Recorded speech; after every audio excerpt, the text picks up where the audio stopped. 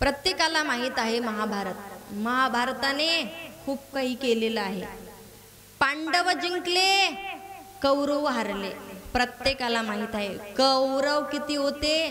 100 होते आणि पांडव 5च होते. विचार करा, 5 जण 100 जणाला मारू शकतात का? होते का असं? महाभारतामध्ये झालंय. का झालंय? कारण की पांडवा संघ साक्षात जगाचा बाप होते म्हणून तसे झालेले आहे. पांडव जिंकलेले आहेत आणि कौरव हरलेले आहेत. या ठिकाणी हरल्याच्या नंतर सगळं काही राज्य या 5 पांडवांना भेटलं, परंतु दुर्योधन हा दुःखी आहे आणि दुःखी अवस्थेमध्ये असताना मरणाच्या दारामध्ये पडलेला आहे, परंतु मरण येत नाही येत मरण. वाईट होता, आयुष्यभर लोकांना त्रास दिलाय, मरणच येत नाहीये. अश्वत्थामा होते समोर. अश्वत्थामा बोलत होते, तुम्हाला का मरण येत नाहीये? विचार करतायत, बोलतायत दोघे एकमेकांना. झालं सगळं काही, आता सोडा प्राण. परंतु दुर्योधनाचा प्राणच जात नाही. काय करावं लागेल? जा त्या 5ही पांडवाचे मस्तक तोडून आण, माझ्या समोर ठेव, त्यावेळेस माझा प्राण जाईल. अश्वत्थामा निघाल्याच्या नंतर या पांडवाच्या समोर गेलेला आहे. परंतु योगायोग असा माय बाप हो, त्यावेळेस 5 पांडव त्या ठिकाणी नसताना त्यांचे 5 मुले झोपलेली होती आणि त्या ठिकाणी या अश्वत्थामाने झोपेमध्ये त्या पांडवांची मस्तक म्हणून त्यांच्या मुलांची मस्तक कापलेली आहेत. धडा वेगळे मस्तक केले आणि मस्तक केल्याच्या नंतर ते 5ही घेऊन आलेले आहेत दुर्योधनाच्या समोर. दुर्योधनाने ते लांबूनच बघावे, दूरवरून बघितलं आणि बघितल्याच्या नंतर लक्षात आलं 5 पांडव गेले. आता आनंद झाला एका क्षणापुरता.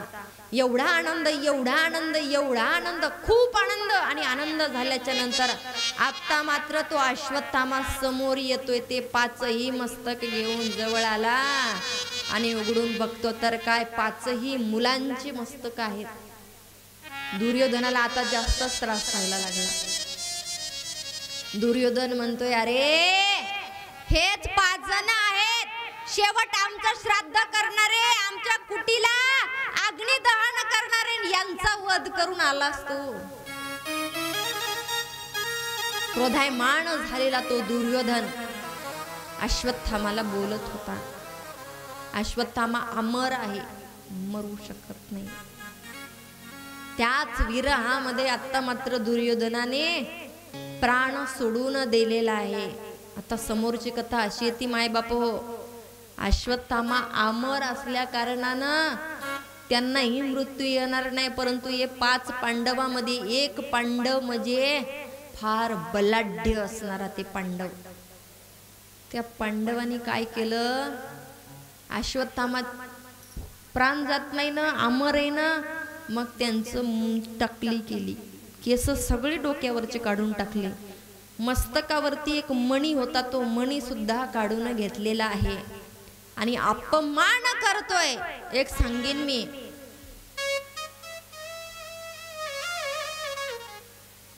एक प्रकारचा प्राण गेला तरी चालेल, व्यक्ती सहन करतो, परंतु अपमान कधी सहन करत नाही करत. अपमान व्यक्तीला क्षणाला मारतो. हा अपमान चालू होता अश्वत्थामाचा. अश्वत्थामाचा अपमान चालू असताना त्या ठिकाणी आता मात्र सर्व काही आनंदात आहेत. पांडवांना त्यांचं राज्य मिळालेलं आहे, सगळे काही आनंदामध्ये आहेत.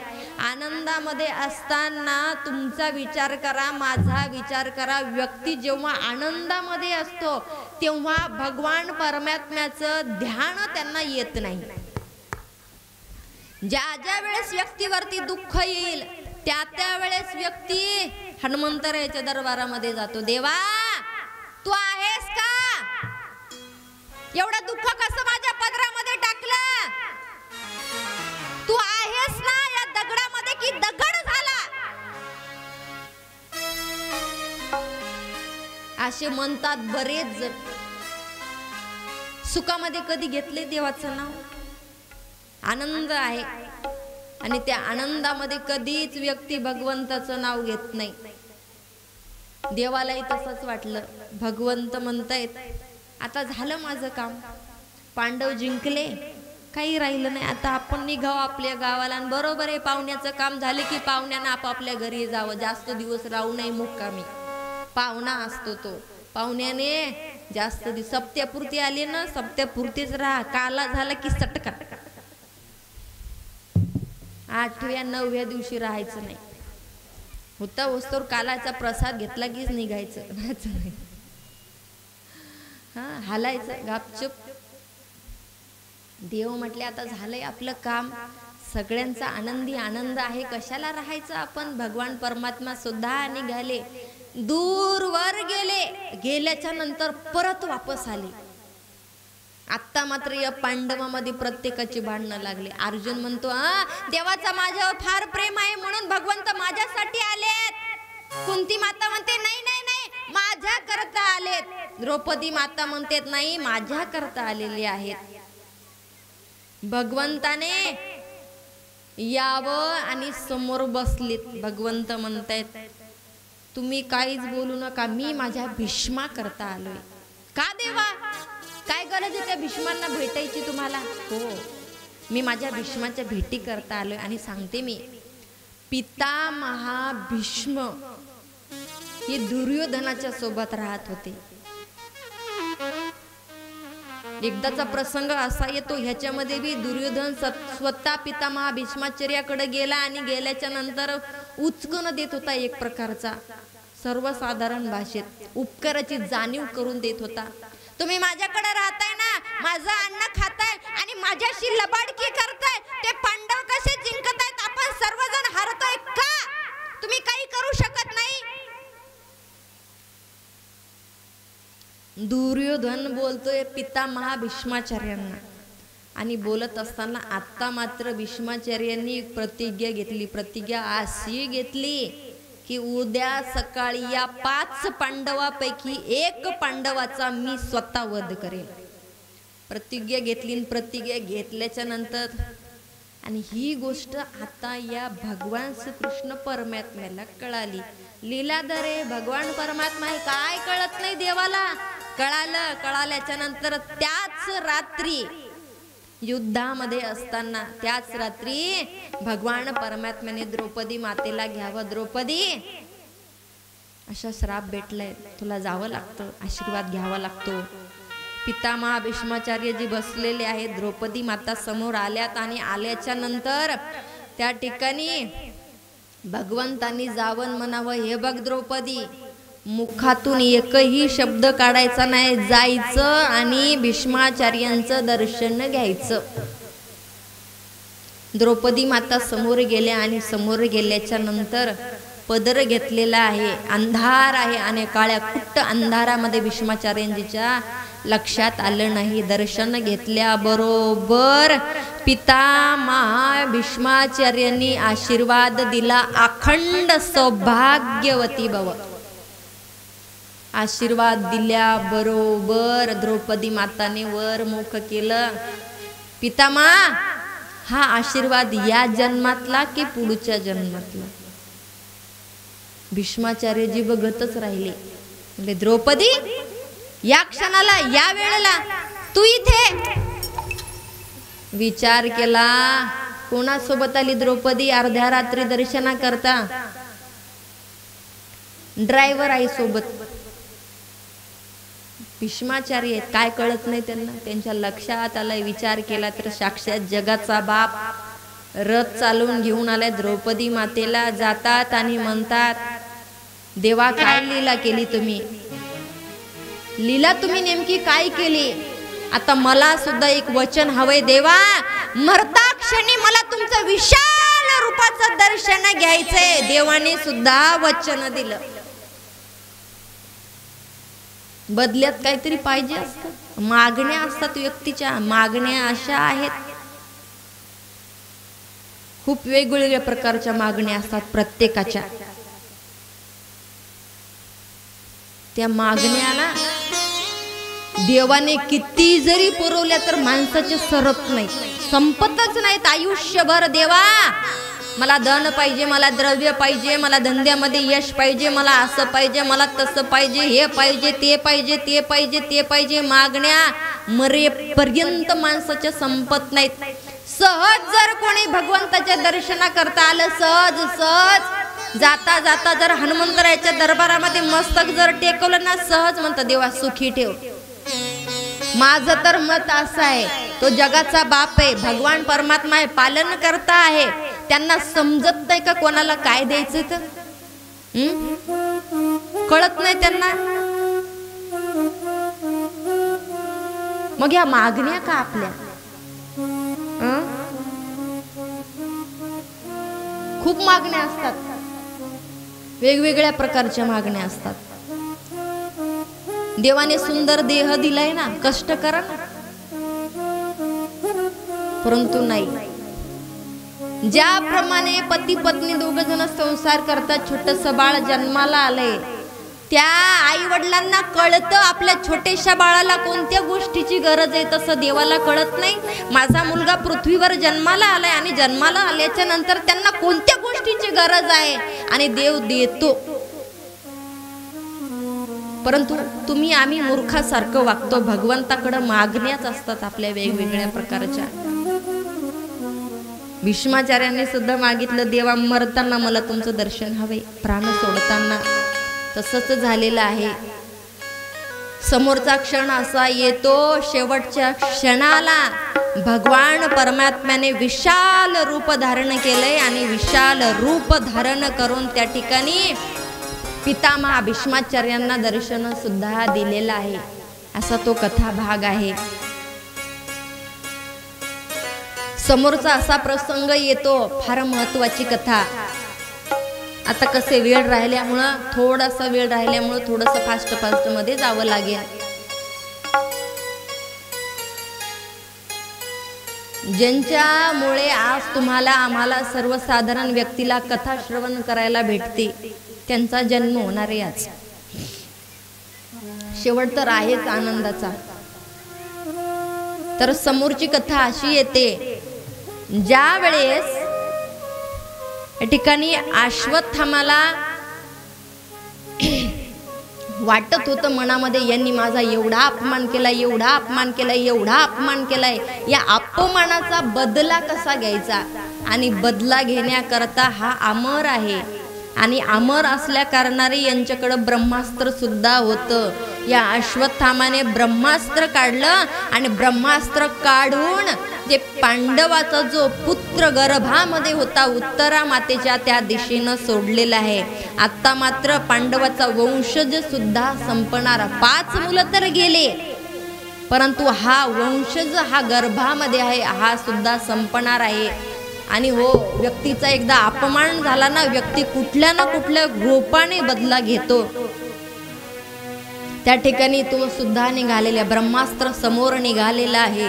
ब्रह्मास्त्र समोर आहे, उत्तरा माता सुद्धा समोर आहे. आता माहीत झालं उत्तरा मातेला, हा ब्रह्मास्त्र माझ्या गर्भामध्ये असणारा छोट्याशा बालकाला वध करणार आहे, बालकाचा वध करणार आहे.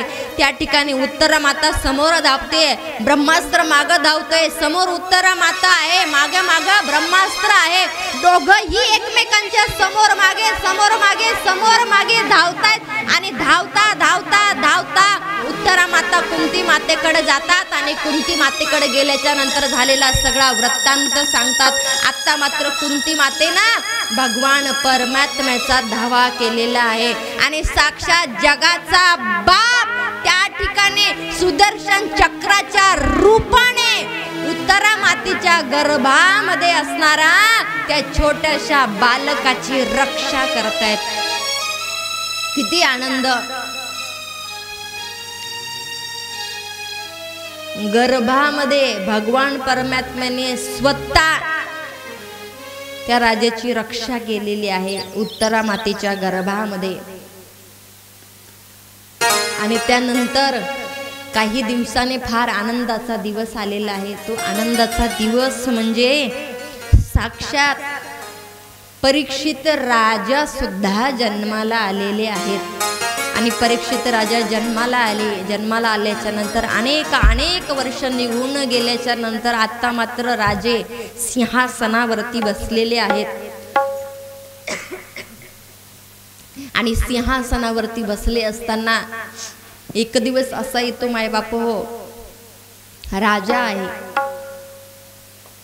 आणि राजा असल्या कारणाने अनेक युद्ध झालेत। आणि युद्ध झाले असताना महाभारतामध्ये सुद्धा युद्ध झालेत, तर ते सर्व मुकुट एका महलामध्ये ठेवलेले होते। ते मुकुट बघण्याकरता परीक्षित राजा गेले आणि फिरत फिरत फिरत फिरत एक मुकुट त्यांना आवडला। सोन्याचा आहे, तिथे हिरेचे आहेत, माणिक मोती चांदी सर्व मुकुट आहेत, परंतु परीक्षित राजांना तो मुकुट आवडला। आणि तो मुकुट आवडल्याच्या नंतर जरासंधाचा मुकुट असलेला तो परीक्षित राजाने उचलून घ्यावा, स्वतःच्या डोक्यामध्ये बसवावा। आणि हो, आताही बरेच जण असे वयस्कर बाबा लोक आहेत की दुसऱ्याची टोपी घालत नाहीत, म्हणतात की त्यांचे विचार आपल्यामध्ये येतात। बरेचसे असे वयस्कर असतील, दुसऱ्याची टोपी कधीच घालत नाही, याची टोपी त्याच्या डोक्यात, त्याची टोपी याच्या डोक्यात। काहींना सवय असते याची टोपी त्याच्या डोक्यात करायची, परंतु स्वतःहून दुसऱ्याची टोपी कधीच घालत नाहीत, फेटा सुद्धा घालत नाहीत। कारण की म्हटलं जातं की त्याचे विचार आपल्याला येतात म्हणून घातल्या जात नाहीत। राजा आहे, महाराजे आहे, त्यांना कोण सांगणार। परीक्षित राजाने मुकुट घेतला, डोक्यामध्ये घातला आणि डोक्यामध्ये घालून आता मात्र सांगितल्याप्रमाणे परीक्षित राजाचं सुद्धा डोकं आता त्या मुकुटाप्रमाणे वागायला सुरुवात केली। जरासंधाचा आहे, राक्षस आहे मुळात तो। परीक्षित राजा दाणी आहेत, शूरवीर आहेत आणि चांगल्या विचाराचे आहेत। परीक्षित राजाने आतापर्यंत कोणालाही त्रास दिलेला नाही, प्रत्येकाची मदत करणारे परीक्षित राजा। आजचा तो दिवस असा उजाडला, त्या दिवशी परीक्षित राजा निघाले युद्धा करता। कुठे? जंगलामध्ये म्हटले निघाले, चला शिकारीला जाऊ।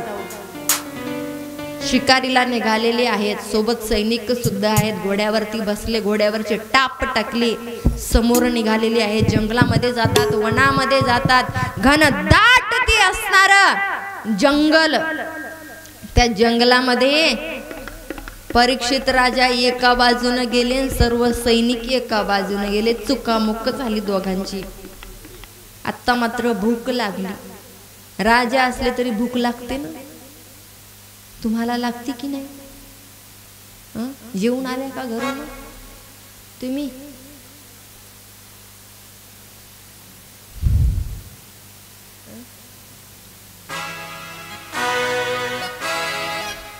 जेवले ना? असं आहे का? बरं बरं बरं बरं बरं, वा छान। किती दिवसापासून उपाशी आहेत? असं का? जमलं मग आता। भूक लागली आणि भूक लागल्याच्या नंतर आता मात्र शिदुरी यांच्याकडे नव्हती, सैनिकांकडे होती। त्यावेळेस परीक्षित राजा बघताय तर आजूबाजूला कोणीच नाही, परंतु एक सुंदर कुटी आहे, त्या कुटीच्या दिशेने जातात। त्या कुटीच्या बाहेर एका वटवृक्षाच्या खाली ऋषी आहेत, महान तपस्वी साधू असणारे, समाधीला बसलेले आहेत। आणि समाधीला बसले असताना परीक्षित राजांनी आवाज द्यावा, ओ साधू, अन्न मिळेल का तुमच्याकडे? समाधीला लागलेले साधू आहेत, कसे उठणार? परत आवाज दिला, परंतु साधू बोलायला तयार नाही। परत आवाज दिला, परंतु साधू बोलायला तयार नाही। डोक्यामध्ये मुकुट हा जरासंधाचा होतो, तो विचार डोक्यामध्ये घुसला आणि घुसल्याच्या नंतर त्या ठिकाणी परीक्षित राजाने बाजूला तक्षक म्हणजे एक मेलेला सर्प असतो, तो काढीने उचलला आणि त्या राजाच्या साधूच्या गळ्यामध्ये टाकला। टाकल्याच्या नंतर परीक्षित राजा निघूनही गेले। आत्ता मात्र त्या ऋषींचा मुलगा आलेला आहे आणि आल्याच्या नंतर गळ्यामध्ये बघतो तर काय, समाधी अवस्थेमध्ये असताना त्या अवस्थेमध्ये गळ्यामध्ये कुणी सर्प टाकलाय, कुठल्या प्रकारचा विचार न करता त्या क्षणाला त्या मुलाने वडिलांचा अपमानाच्या बदल्यामध्ये हातामध्ये कमंडलू घेतलं, जल घेतलं आणि लगेच श्राप द्यायला सुरुवात केली.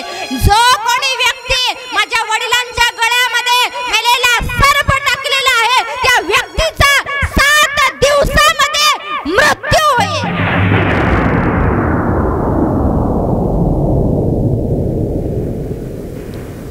गर्जना झाली. आत्ता मात्र साधू उठून बसलेले आहेत आणि उठून बसल्याच्या नंतर त्या ठिकाणी मनामध्ये विचार करत आहेत, अरे तू श्राप दिलाय परंतु तू व्यक्ती आहे तरी कोण. विचार करत असताना त्याच वेळेस साधूने डोळे बंद करावे आणि डोळे बंद करून विचार करत आहेत तर काय, परीक्षित राजा साक्षात राजा परीक्षित आहेत. स्वतः ते तसे नाही आहेत. समोरच्या व्यक्तीला दान करणारे, स्वभावाने सुंदर असणारे, कुठल्याही व्यक्तीची मदत करणारे ते असे वागणार नाहीत. आणि सांगेन मी, एखादा व्यक्ती जर छान प्रकारे वागत असेल आणि अचानक जर त्याच्या सोबत एखादी जर वाईट घटना जर घडली, त्याने स्वतः जर वाईट कृत्य केलं तर त्याला कधीच वाईट म्हटलं जात नाही, त्याच्या वेळेला वाईट म्हटलं जातं. आणि तेच आहे साधू म्हणतायत परीक्षित राजा तसे नाहीयेत, परंतु आता करावं तरी काय.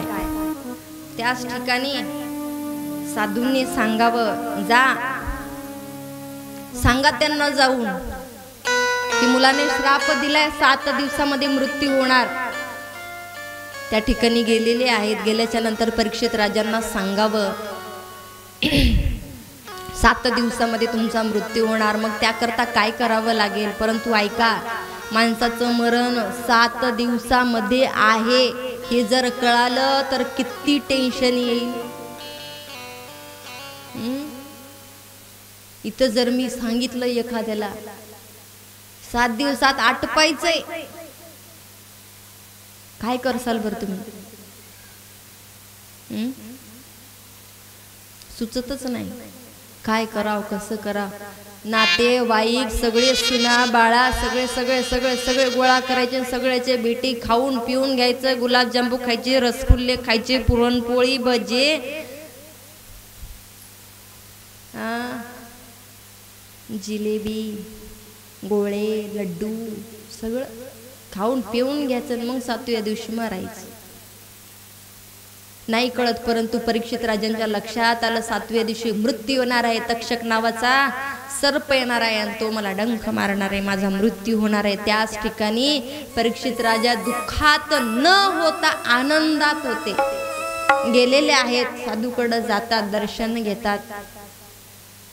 काय करावं मनामध्ये विचार करतायत. त्याच वेळेस त्या ठिकाणी साधू म्हणतायत 7 दिवसाची श्रीमद भागवत कथा सप्ताह पारायण जर केलं ना तर तुम्हाला मोक्ष भेटेल, सांगितलेलं आहे. आणि हो ऐका, ज्यांनी स्वतः गर्भामध्ये असताना परीक्षित राजांची रक्षा केलेली आहे ते स्वतः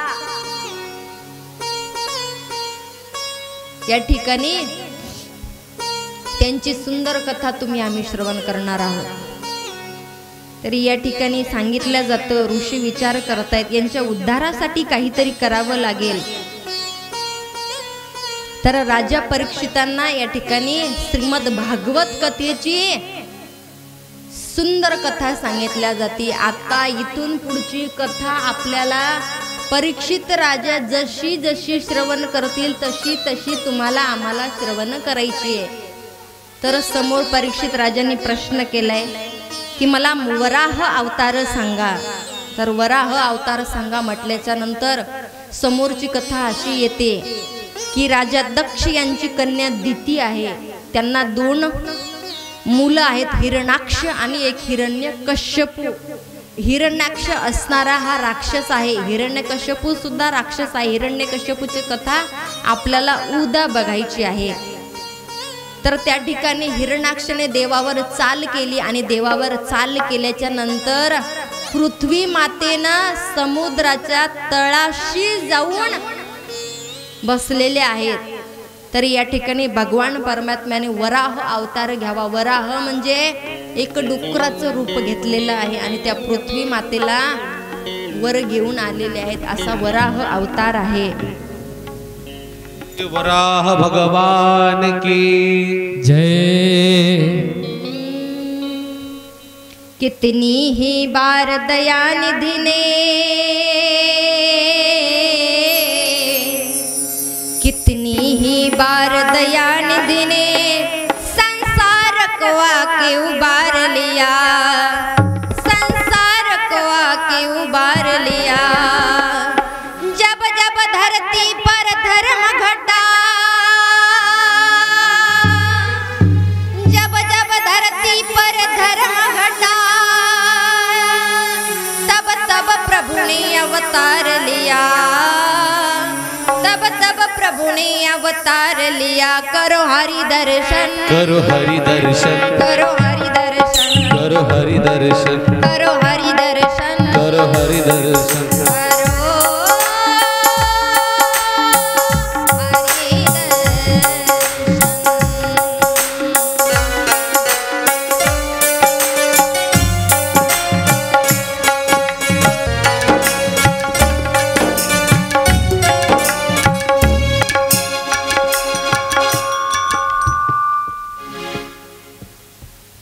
तर साक्षात जगाच्या बापाने वराह अवतार घ्यावा आणि त्या अवतारामध्ये पृथ्वी मातेचं रक्षण केलेलं आहे. समोरची कथा म्हणजे खूप सुंदर कथा आहे. तुम्हाला आम्हाला आनंद देणारी आहे. दिवसभराची आपण ज्याची वाट बघतोय म्हणजे भगवान शंकराचं आणि माता पार्वतीचं लग्न. अतिशय सुंदर कथा तुमच्या समोर मांडायची आहे कमी वेळामध्ये. असणारी सती माता प्रत्येकाला चरित्र माहीत आहे आणि मी सुद्धा हे चरित्र बराच वेळेस सांगितलेलं आहे. आत्ता माझी शिवपुराण कथा झाली औंढ्याला आणि शिवपुराण कथेमध्ये सुद्धा फार सुंदर भगवान शंकराची लीला तुम्हाला आम्हाला पाहायला भेटते. तेवढ्या विस्तारामध्ये मी नाही सांगू शकणार कारण की ती कथा शिवपुराणमधली होती. ज्याप्रमाणे श्रीमद भागवत कथेमध्ये भगवान श्रीकृष्ण परमात्म्याचं पूर्ण चरित्र येतं त्याचप्रमाणे प्रभू रामचंद्रचं रामायण जर बघितलं तर पूर्ण चरित्र येतं आणि शिवपुराण कथा जर श्रवण केली तर त्याच्यामध्ये माझ्या भगवान शंकराच्या पूर्ण लीला येतात. महाकालेश्वर, 12 ज्योतिर्लिंग, भगवान शंकराचा विवाह, माता सती जन्म, माता पार्वती जन्म, बरेचसे असे चरित्र पाहायला भेटतात. राजा दक्ष यांची कन्या म्हणजे सती माता. सती मातेचा विवाह भगवान शंकराशी झाला. परंतु दक्ष राजा हे अहंकारी राजा होते. अहंकारी राजा असल्या कारणानं मुलगी सुद्धा थोडीशी त्यांच्याप्रमाणे जन्माला आली होती आणि आल्याच्या नंतर सती मातेनं राजा दक्ष यांच्याकडे सुंदर महायज्ञ ठेवलेला आहे आणि त्या महायज्ञामध्ये भगवान शंकर सांगत होते नको जाऊ सती, नको जाऊ, नको जाऊ. परंतु सती माता ऐकायला तयार नाही. जातात आणि बघतो तर काय पूर्ण देवतांना सिंहासन आहे परंतु माझे मालक माझे प्रभू असणारे भोले शंकर या 3 देवांपैकी एक देव असणारे यांच्याकरता सिंहासन नाहीये. सती मातेनं पिताश्रींना बोलावं परंतु पिताश्री ऐकायला तयारच नाहीये. बरीचशी चर्चा झाली दोघांमध्ये. आत्ता मात्र सती माता बोलत होत्या अहो हा देह तुमच्यापासून जन्माला आलाय ना, हा देह त्याग करून टाकणार आहे मी. त्या ठिकाणी सती मातेनं देह त्याग त्या होमामध्ये देऊन टाकलेला आहे. समोरचा जन्म सती मातेचा माता पार्वती, हिमवान राजा आणि मैना राणी यांच्या घरी जन्माला आलेले आहेत. हिमालय पर्वतामध्ये जन्माला आल्यात. हिमवान राजाची कन्या आहेत म्हणून त्यांचं नाव पार्वती ठेवलेलं आहे. पार्वती माता जन्माला आल्याच्या नंतर पार्वती मातेच्या लीला बऱ्याचशा आहेत, परंतु तुमच्या समोर मी सांगू शकणार नाही, वेळ संपलाय. माता पार्वती लहानपणापासून कुठल्या खेळण्याशी खेळतच नव्हत्या. फक्त म्हणत होत्या की मला फक्त भगवान शंकरासोबतच राहायचंय आणि भगवान शंकराच्या मूर्तीसोबतच खेळत होत्या.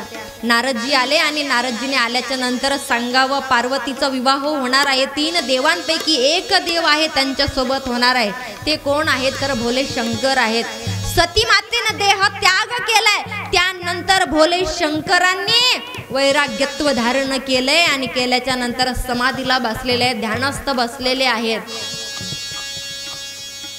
मग त्यांना आनंदी करण्याकरता काय करावं लागेल तर पार्वती मातेला तपश्चर्या करावं लागेल. पार्वती मातेनं घोर तपश्चर्या केलेली आहे आणि ती तपश्चर्या केल्याच्या नंतर त्या ठिकाणी भगवान शंकर माता पार्वतींसोबत विवाह करण्याकरता तयार झालेले आहेत. आणि विवाह करण्याकरता तयार झाल्याच्या नंतर आता मात्र भोले शंकर आणि माता पार्वती यांचा विवाह सुंदर थाटामाटामध्ये होणार आहे. आणि असा विवाह होणार आहे त्या ठिकाणी सर्वांना आनंद आहे. प्रत्येक जण आनंदामध्ये आहे. भगवान विष्णू साक्षात लक्ष्मी मातेसोबत येतात. आणि ऐका, भगवान विष्णू लग्न आहे भोले शंकराचं आणि मेकअप करून येते कोण? भोले शंकराचं लग्न आहे, मेकअप केलाय माता पार्वतीने. त्याचबरोबर विष्णुदेवांनी, ब्रह्मदेव, इंद्रदेव, ब्रह्मानी, सगळे सरस्वती माता सगळे जण आलेले आहेत भगवान शंकराच्या लग्नाला मस्त मेकअप करून. तुम्ही जशा आज आल्या ना स्वतःच्या विमानामध्ये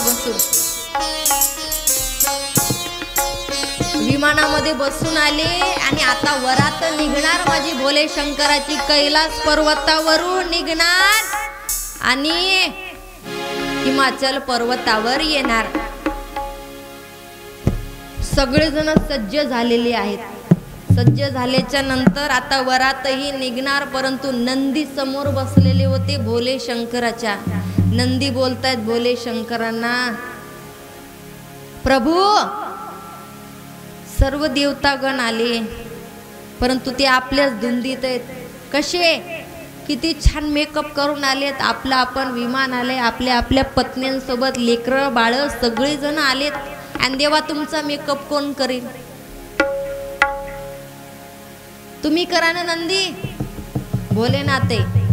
भोलेनाथांनी सांगावं. नंदीने मेकअप करायला सुरुवात केली. काय भोले शंकराचा मेकअप केला, वा वा वा वा, पाहतच राहावं. स्मशानामध्ये गेले, स्मशानामधून रक्षा आणली आणि हे भोले शंकराच्या पूर्ण शरीराला लावली. त्याचबरोबर सर्प घेतले आणि शंकराच्या गळ्यामध्ये घातले, विंचू घेतले, कानामध्ये घातले. आताचा नवरदेव लग्नामध्ये डोक्यावरती मुकुट, म्हणजे काय म्हणतात त्याला, टोप. आपल्या भाषेमध्ये भोले शंकरांना टोप घालायची गरज आहे का?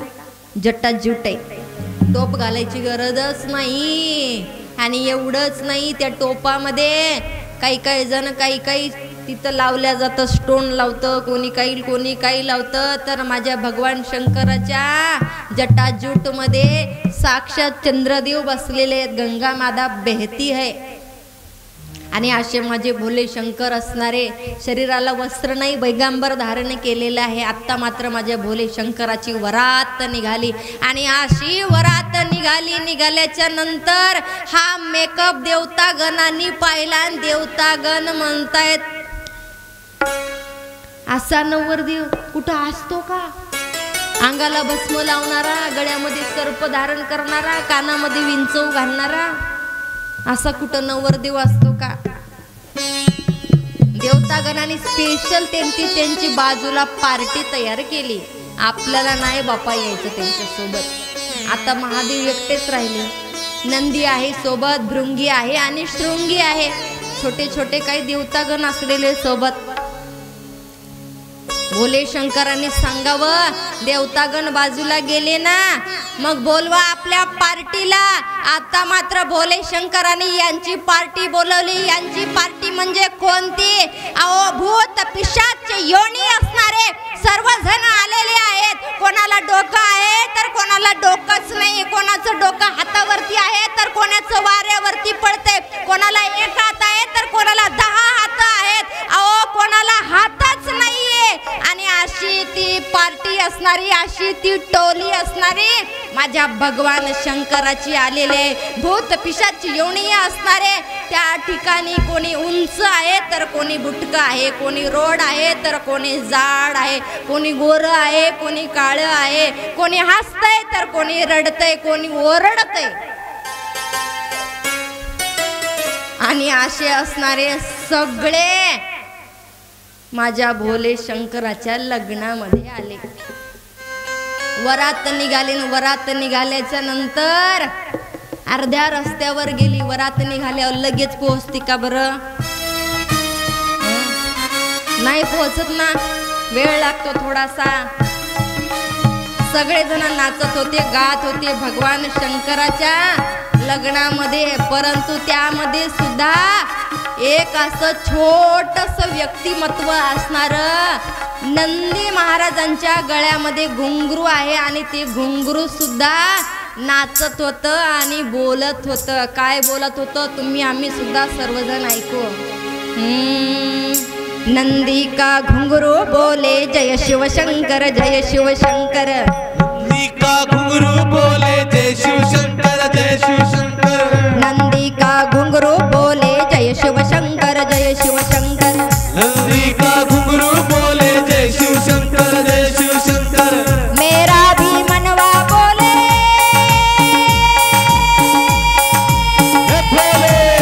मेरा भी मनवा बोले जय शिव शंकर, जय शिव शंकर. नंदी का घुंगरू बोले जय शिव शंकर, जय शिव शंकर. नंदी का घुंगरू बोले जय शिव शंकर, जय शिव शंकर. नंदी का घुंगरू बोले